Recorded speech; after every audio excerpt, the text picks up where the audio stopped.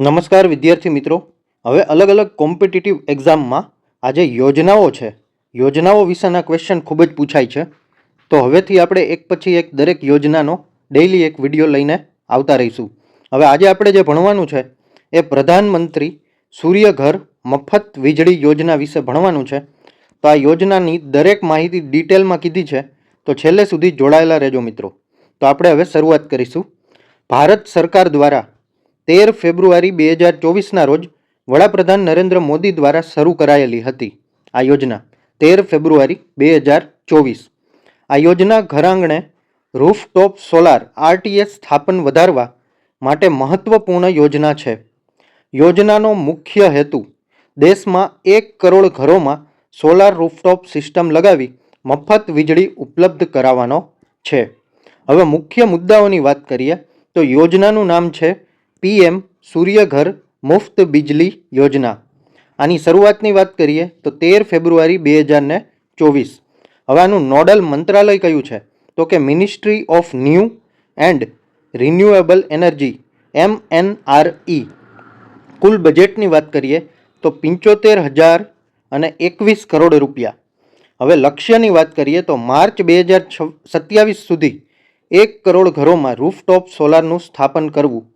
મુખ્ય લાભની વાત કરીએ તો દર મહિને 300 યુનિટ સુધી મફત વીજળી મળી રહેશે. હવે ડીબીટી પદ્ધતિ સબસિડી સીધી લાભાર્થીઓના બેંક ખાતામાં જમા થાય છે.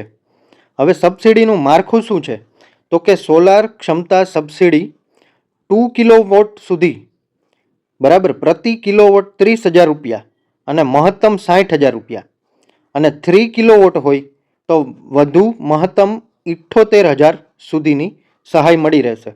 હવે અમુક વિશેષ રાજ્યો માટે પહાડી અને વિશેષ શ્રેણીના રાજ્યોમાં મહત્તમ સબસિડી રૂપિયા 85,800 સુધી આપવામાં આવશે.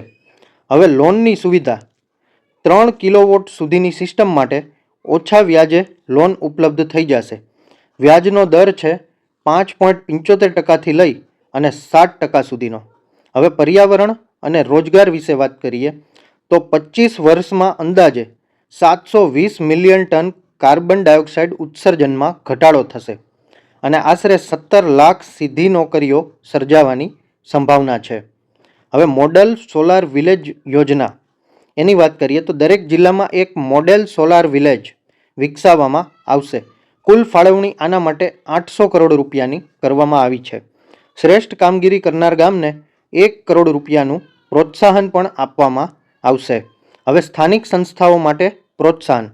સ્થાનિક સંસ્થાઓ છે ULBs અથવા તો PRIs, એને દરેક રૂફટોપ સ્થાપના દીઠ રૂપિયા 1,000નું પ્રોત્સાહન આપવામાં આવશે. અને ULA અને રેસ્કો મોડેલ આર્થિક રીતે નબળા વર્ગોને મદદ કરવા ડિસ્કોમ્સ અથવા રેસ્કો કંપનીઓ શરૂઆતમાં સોલાર સિસ્ટમ સ્થાપિત અને સંચાલિત કરશે.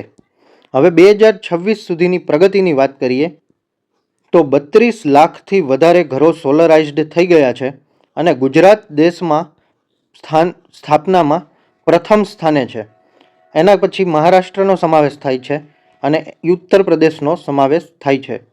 હવે મિત્રો, આપણે આ રીતના જે યોજનાના વિડીયો લાવ્યા છે એ તમને કેવો લાગ્યો? જો તમને ગમ્યો હોય, તમારા નોલેજમાં વધારો થયો હોય તો વિડીયોને એક લાઇક જરૂરથી આપી દેજો. નેક્સ્ટ વિડીયો કઈ યોજના પર જોવા માગો છો એ કમેન્ટ કરી અને જણાવી દેજો. તમારા મિત્રો કોઈ તૈયારી કરતા હોય તો એમને આ વિડીયો અચૂકથી શેર કરજો. અને આ ચેનલમાં નવા હોય તો ચેનલને સબસ્ક્રાઈબ કરી નાખજો અને બેલ આઇકન પણ દબાવી દેજો, જેથી કરીને આવનારી અમારી એક પણ અગત્યની માહિતી આપનાથી મિસ ન થઈ જાય. ધન્યવાદ.